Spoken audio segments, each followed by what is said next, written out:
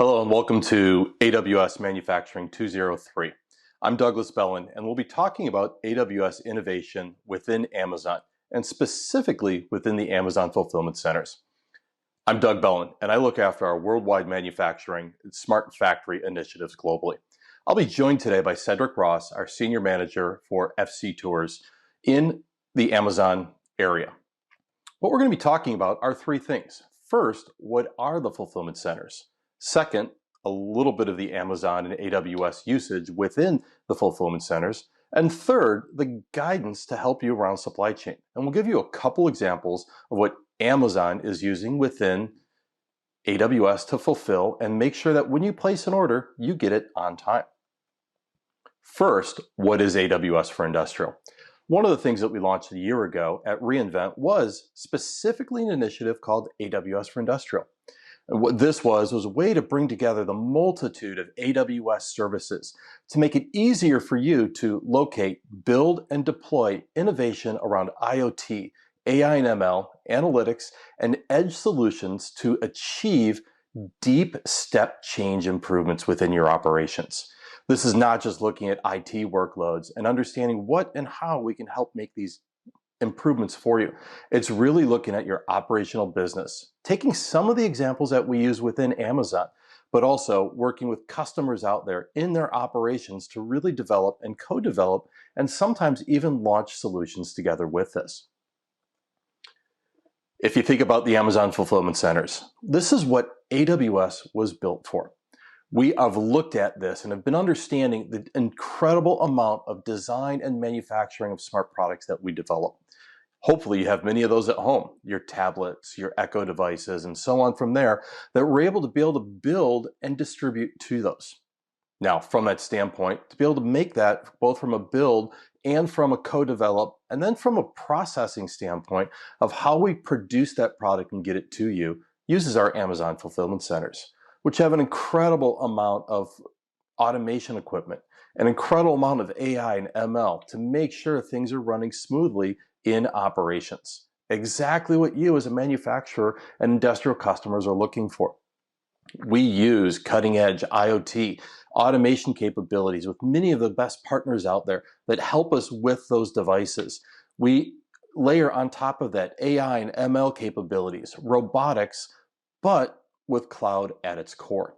So what does this mean? This means both edge and cloud capabilities have to come together to be seamless for our users, our associates in our fulfillment centers, as well as across the environment as you, a user, when you're placing that order. And we're continuously transforming ourselves.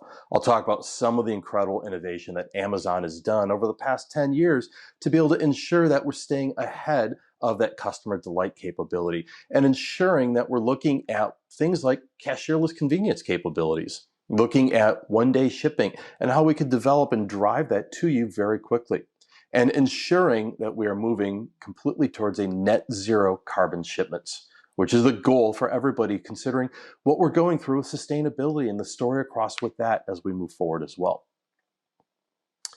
Now let's look at what is a fulfillment center. Now, a fulfillment center, when we started in 1997, we basically had two fulfillment centers, one on the East Coast, one on the West Coast. We had one marketplace.com. And we have grown, as you know. Now, if we look at the numbers nowadays, we're doing billions of orders that are delivered every year. We have over 180 fulfillment centers and growing. We have over 100,000 vendors that are actually selling on us. We do over 100 million different orders per hour.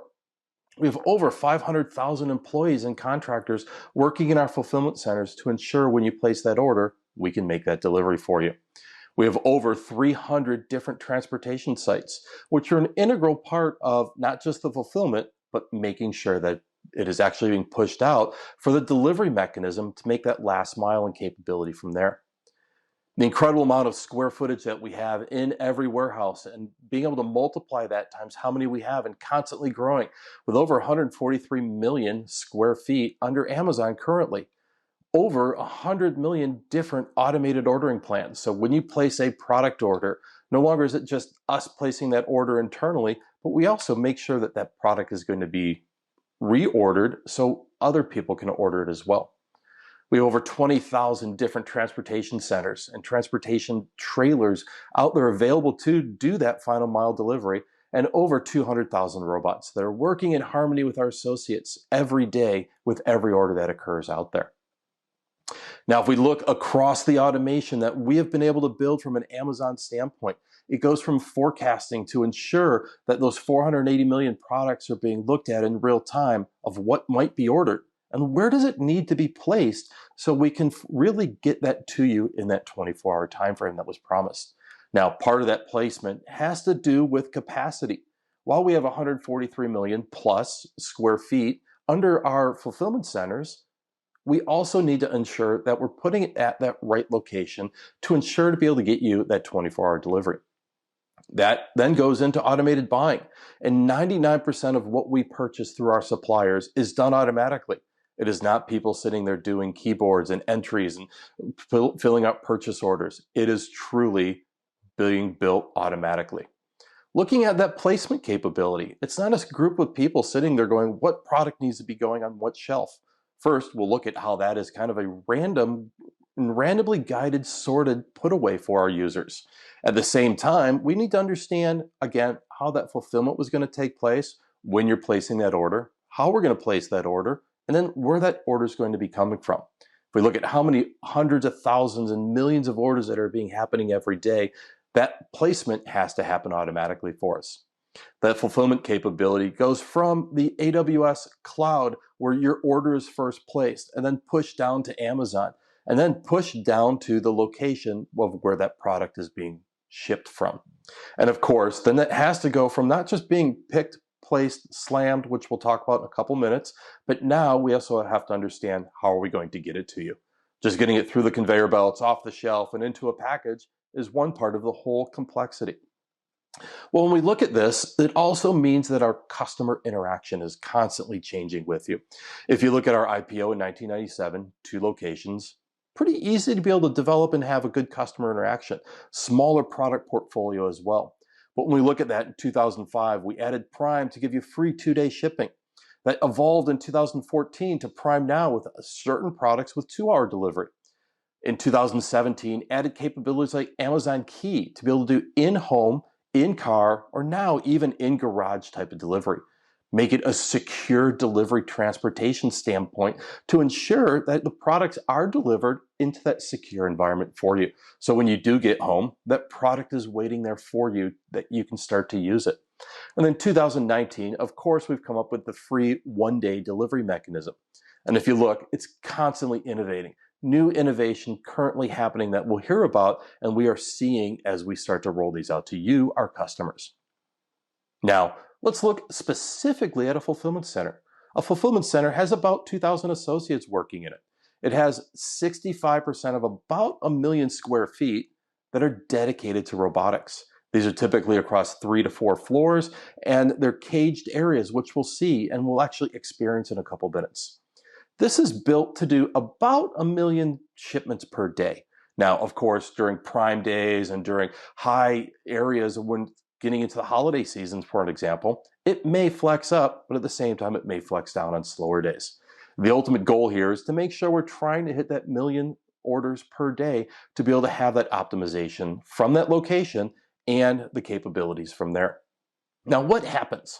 Well, when we look at the inbound and outbound capability, there's a lot of processes that happen in here with robotics and human beings working in harmony.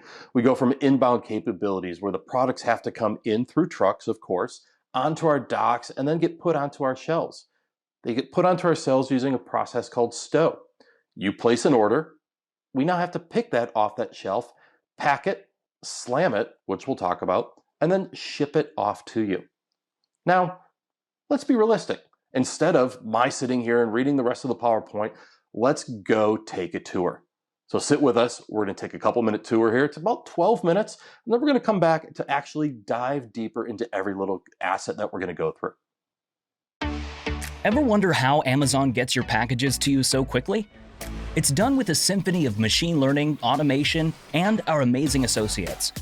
Join us as we see that in action in an Amazon fulfillment center. Welcome to an Amazon Robotics Sortable Fulfillment Center. This FC is one of more than 50 worldwide, where robots work alongside our amazing employees. Let's go inside. At Amazon, we're customer obsessed. We're also obsessed with the safety of our employees. In April of 2020, Amazon began enhancing its temperature screening process by implementing thermal camera systems throughout multiple business lines in North America. Now that our temperature is not detected as high, we're free to continue the tour. Today, we're going to follow the path of products from where they're received, stowed, then picked, packed, and put on a truck for distribution. The inbound process starts with forecasting and ordering, before anything arrives to the FC. Powered by AWS, Amazon's forecasting engine is used for over 400 million products daily. Let's go to the receiving area. As you'll see, we put a lot of energy into our logistics. It's a symphony of people, AWS, software, and other high-tech components. The result is a coordination between our great employees and the finely honed computer systems we've evolved for more than 20 years. Our employees are the heart and soul of our operation. Some are military veterans, some are active members of the community, some are employees that work here with their loved ones. They're all amazing. Trailers full of vendor and small and medium business seller items arrive at these bay doors by appointment. Employees unload the trailers and begin the process of staging items located at their receiving workstations. This FC carries millions of items of inventory, and using the service known as Amazon Aurora, we manage our inventory transactions and other relational database needs. At this station, you can see how our inbound associate receives a product and how those products are stowed in our inventory. Amazon robotic drive units are activated when an associate logs into their workstation to perform their task. Storage pods arrive facing the correct side to stow items into inventory.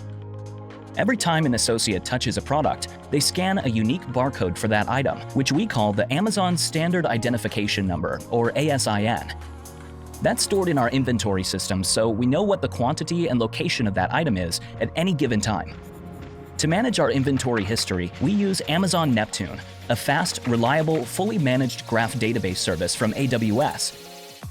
Now, you might expect that we'd organize this in a way where similar items are stowed together. For example, all electronics would be stored in the same section. However, at Amazon, we've found that it's more efficient to stow products using a randomized method. That's why you'll see a variety of items in each inventory bin. Once that process has been completed, a physical and digital match is created in our systems. So just a few seconds after an item is stowed, you can order it on Amazon.com. Looking at a station next door, we see a great example of computer vision helping with automation. When an associate scans an item, you'll see magenta lights over some of the bins in the pod. This lets the associate know not to place that item in those locations, as artificial intelligence-driven logic has determined that the bin is full, that placing an item there may negatively impact the pod's overall weight distribution, or that a visually similar item is there and may cause confusion later when an associate needs to pick the item. The associate can then place the item in any of the other bins. But computer vision doesn't stop there. It will also detect what bin the associate reached into and knows where that item is placed. As one final step, it will take a picture of the pod and use image recognition to count the number of items in the bin, making sure the count matches what is recorded in our tracking systems.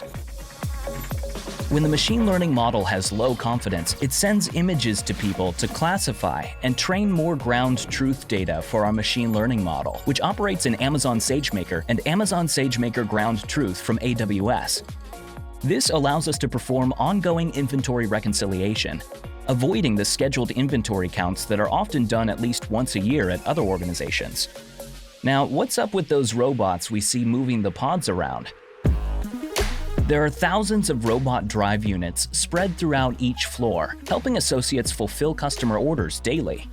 Amazon Robotics operate in dedicated fenced-off areas within the FC, which account for about 65% of the facility's total square footage. The drive units travel to various locations in our FC to pick up mobile shelves of product and deliver them to employees who are working at ergonomic workstations. To navigate, they read 2D barcodes on the floor, and locations are tracked in real time using our own created robotic operating software. Our Amazon Robotics team has developed more than 100 services to support operations and uses AWS extensively in the Amazon fulfillment centers. Only specially trained individuals wearing custom safety equipment are allowed to enter this area, but on our virtual tour, we're allowed to walk through this restricted area. Each sortable FC has over 1 million unique items, helping us with our goal to provide Earth's largest selection. You may be thinking, okay, robots are great, but I just ordered an item. How's it picked? To answer that, let's go to a pick station. Here we see a similar layout as our stow station. Once you hit the buy button on Amazon.com, our systems will cue the robots to find the inventory pod with the item you ordered. Once that item has been identified, the robot will bring it to our associate. A screen at the associate station will show them a picture and quantity of the item they need to pick. The same visual bin inspection system is used as during stow, except this time, instead of lighting up bins where items should not be placed, the system lights up in a white light where that item is. The associate identifies and grabs the item, placing it in the yellow tote signified by the green light, and pushes the button acknowledging that the item was placed there. When the system detects that the tote is full, the light flashes and the associate pushes the full tote back to a series of conveyors and replaces it with a new one that was automatically brought to their station. At this stage, associates are picking items for different customers in batches. The two types of picking processes we focus on are single item orders and multiple item orders. The single item orders contain only one item per customer order. We fill up a yellow tote full of single item orders weighing up to 25 pounds. The single item order yellow totes will then be routed to the singles pack lines for packaging. The multiple item orders contain more than one item per order. If your multiple item order of 6 items are all in this building, then it's possible that your order is being picked up by up to 6 different people picking items from 6 different robots, which all need to be brought together for your single shipment. Your items will be placed in any available yellow tote and routed to our multiple item order assembly stations. It's at that point that we will repin your individual items into one customer order. Then, once all of your items are together, it's packing time. To help improve efficiency and also reduce environmental impact of the packaging, the size of box or envelope is automatically selected by a machine learning algorithm. Even the correct length of tape is determined by machine learning and automatically dispensed. If needed, protective packaging materials are added. A barcode is placed on the package, it's sealed up, and away we go. That barcode will be important for the next stage that we call SLAM. But what if I order 2 items and those items are in 2 different FCs? Do I get 1 box or 2? The answer is, it depends. Our first priority is to get you the item at the date and time that we promised when you placed the order. The second priority is to do that at the lowest cost possible and with the lowest environmental impact so we can continue to pass on lower prices to you. With those 2 things in mind, we use machine learning to figure out if it's optimal to ship to you from each FC in 2 different packages, or ship an item from one FC to the other, combine them there, and ship to you in a single package. You're now seeing our SLAM line in process. SLAM is an acronym which stands for Scan, Label, Apply, and Manifest.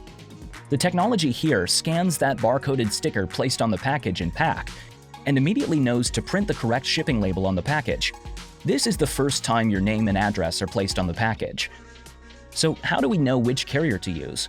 That's also determined by machine learning. In the space of a few seconds, an algorithm is run to determine the optimal delivery carrier to get you the package on time and at the lowest cost possible. There are also quality control measures in place here. Following this, the box is weighed and the weight is checked against the item's known weight. If the weight is off, the order will be routed to a special location. From there, an associate will open the package and take the applicable action. We're now entering the final stages. After passing all of those quality control measures, the package is routed onto another series of conveyors to a location where the label is scanned. The conveyors then automatically send each package down the correct chute, where it will be packaged on a semi-trailer for shipment to another FC, or a sortation center for final delivery to you. There are approximately 17.5 miles of conveyor belts in this FC. In order to run reliably, every single day, they're monitored via AWS IoT services. AWS IoT Greengrass helps here by allowing devices to act locally on the data they generate while still taking advantage of the cloud. Events, in particular from the machinery, are sent to Lambda functions in AWS that trigger step functions. These workflows then coordinate RME operations to maintain the equipment, perform inspections, replace faulty motors and belts, and other types of activities. We even collaborate with some of our automation suppliers using AWS ML models to predict equipment failures and address issues before they arise.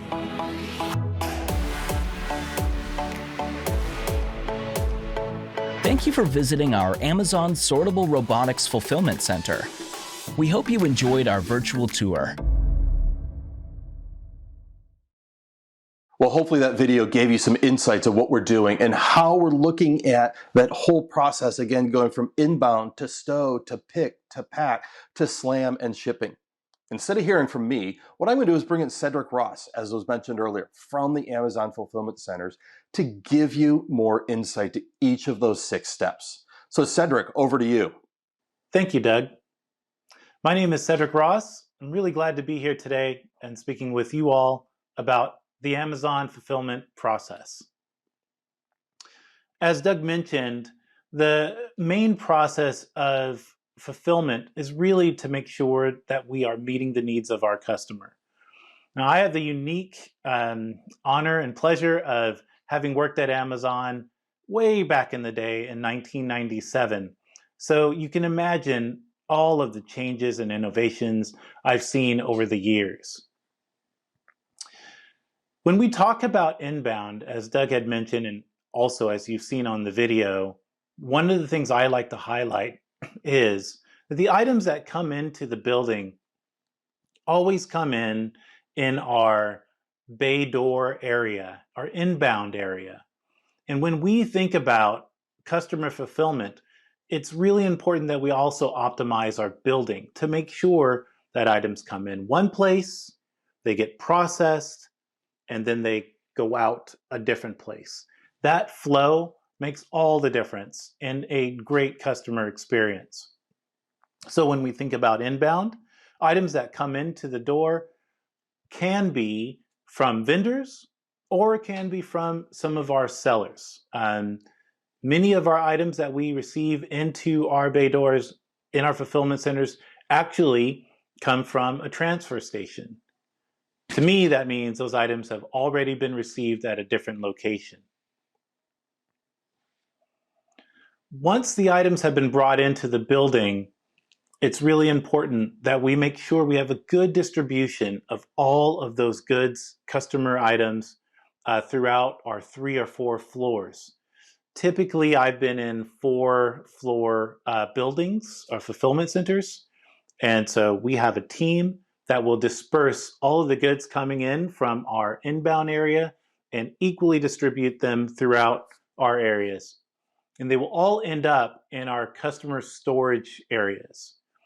Now, we've cleverly placed a lot of our stowing stations right near customer stowing areas so that we can ensure a speedy return and we can actually get started with the customer picking process.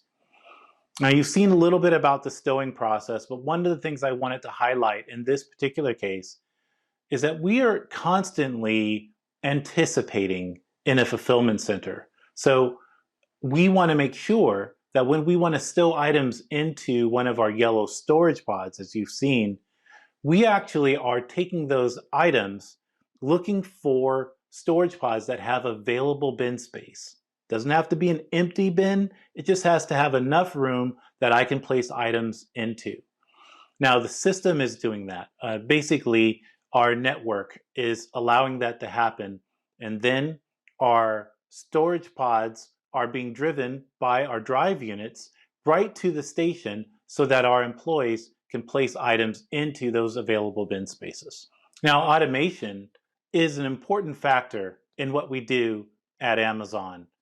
But we have to also recognize that our employees make some key decisions along that way to make sure that we are actually working according to training and that everything is safe, and frankly, that we can make sure that our inventory is accurate. And so you will see Amazon Robotics in our robotic area where we keep our items. You will also see employees working alongside with those robotics just outside. Placing items into a bin shelf is an important factor. But let's talk about the drive unit just a little bit. Of course, you've seen that the drive unit itself can lift our yellow storage pods as much up to 1,250 pounds. It can travel up to 5 miles per hour. It's very well coordinated, as you also saw, and that really does allow our team to do their job effectively. The next process is picking. Now, this is where the customer we're engaging with the customer in a little bit of a different way. I mentioned earlier that items that we place into our bins, we need to have available bin space. And the system actually identifies the yellow storage pods that we have available for our bin space. Well, the same thing is true for identifying customer orders that need to be picked. Let's just say, for example, I have 3 items that are available in one fulfillment center, and maybe my 3 items are available on 3 different floors. Well, the system has already identified my particular order. It has identified the items, where they are, and which storage pods they're in. And what they're going to do is take that drive unit, pick up the storage pod, and park it really close to where our employees are working. So by the time an employee logs in to perform a picking process, the drive unit doesn't have to go very far. It just takes a couple of feet. It'll park right there, facing the side that it needs to, and it will allow me to actually do the picking process. Now I'll be able to look at my screen as an employee, and I can see a picture of the item that I need to pick. I can also see the color code of the shelf level, and then I see the exact bin location. Once I take that item out of the shelf, I will be able to identify the item by using an overhead scanner to scan that item. It's such a great process. It's very effective. When that happens, along with my station, I have an area that I need to put that item that I picked into, right into a tote. Now, you'll see a little green light flash in the station that I'm working according to the tote that I need to place the item inside. I place the item in there, I touch the green lighted colored item, and then I can begin my next process. It's a pretty effective process, and I think that it's done really, it's allowed us to be more efficient along the way.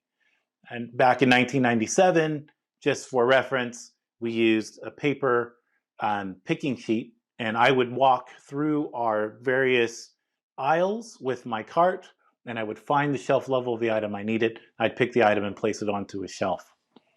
So the process is, although it does the same thing, it is much more advanced, and the technology has been really great for us. Then what we want to do is make sure that we have the right items picked. And we also want to make sure that we have accurate inventory. So the second that we're done with that particular storage pod, the storage pod will then transfer over pretty close by to where that workstation is, where we will scan that particular side of the storage pod. We'll take pictures of it, frankly. And those pictures will help our system determine its level of confidence that we have an accurate inventory count. If for any reason during this visual bin inspection that we're not confident that we have an accurate bin count, we will then direct that storage pod to the nearest employee so that our employee may do an actual bin inspection to confirm the number of items that we have in that particular bin. And then that is where the system and our employees work really well together. And then finally, those items get brought onto that yellow tote that I talked about. We have miles, over, I would say over 15, 17 miles worth of conveyor belt in our fulfillment centers. And they will take you to our products to various areas. One of the areas, our next area here will be our packing stations. And once those items are brought to packing, we'll then be able to determine what size box or envelope we need to place those items into, or we might even ship the item in its own container, something we call SIOC. Once our product has been actually packed, it will then go on to a conveyor belt and transfer over to our SLAM area. Now, as you recall in the video, SLAM is an acronym which stands for Scan, Label, Application, Manifest. This is the part where the item actually gets scanned, and then we're able to weigh the item as it goes on the conveyor belt, making sure that that item is the correct item for our customer. Now, if it weighs over or under 1 ounce, we're going to suspect that it may not be the right product, and we will kick that item out onto a different part of our conveyor. It'll be diverted, where we have somebody there, an employee who will troubleshoot and then immediately place that item back onto the conveyor and then to our customer. Also in the SLAM area, once the item has actually been weighed, we then will apply an actual shipping label according to the carrier that will be processing that customer item. Then the item will go on to the bigger conveyor belt, which will take you to our outbound shipping sortation unit, or what I call just the shipping sorter. It's a big carousel, as you saw, and along with that carousel, we'll scan the actual customer product and barcode, which will then give us an understanding as to where that item ultimately will need to go to. Now, along the conveyor belt, there are these black and orange shoes, as I call them. They'll go along the conveyor belt, and then they will push at the right shipping lane. Then that item will go down a particular conveyor belt, sliding down all the way onto the final conveyor belt, which will lead the item right to the trailer. From that trailer, we have 2 employees who will be able to take each item and stack them from the ground all the way up to the top, which is about maybe 6 feet, maybe a little over 6 feet.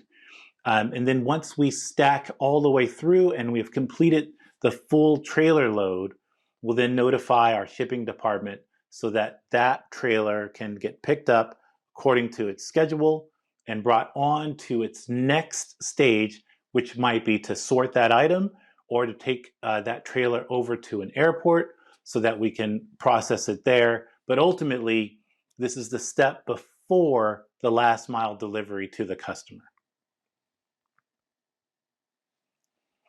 Now, I hope you've had an opportunity to understand a little bit more about the process of fulfilling customer orders. I hope that you've also understood sort of a bit of the contrast between our 1997 and 2021. And now I'd like to turn this back over to Doug. Cedric, thanks for that. Great information. But let's give you guys out there an example of what AWS is really doing in the fulfillment centers. Peel back the onion a little bit to give you a deeper dive of something that we launched last year. Last year at reInvent, we announced a product called Monotron. And Monotron was a product that was built specifically for Amazon. But when we looked at that, we also looked at the industrial customers and said, you know what? Every customer has this issue with rotating equipment. If you think about our fulfillment centers with multiple miles of conveyance system, average about 20 miles conveyors. Well, many times one motor might be actually across 6 or 7 motors being run by one PLC. We don't get the visibility that we need of what's happening on that motor. And if a motor on a conveyor belt goes down, means we can't have a shipment go out.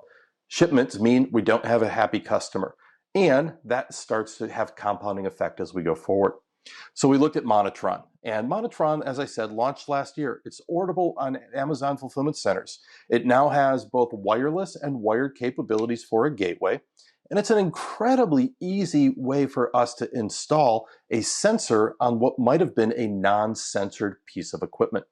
Again, typically built for rotating equipment. But what you do is you basically take it, you QR code the gateway, they're now talking to each other. That gateway was already set up to go to a multi-tenanted environment sitting on AWS, which has reporting and capabilities to let you understand what's happening on that equipment. Within minutes, you'll see a chart come up on your phone, on your tablet, on your laptop that is giving you what's happening on that piece of machinery using temperature and vibration. Well, when we started installing this in Europe in 2021, we've now installed this over multiple sites out there, and we've had some incredible success with that. In fact, thousands of hours of mitigated downtime. That, again, means packages weren't shipping. Hundreds of thousands of lost production hours, and tens of millions of delayed shipments were mitigated. Now, what we're able to do is very quickly deploy that, get that better insight, and be able to drive that, and also be able to have that product be a constantly improving capability.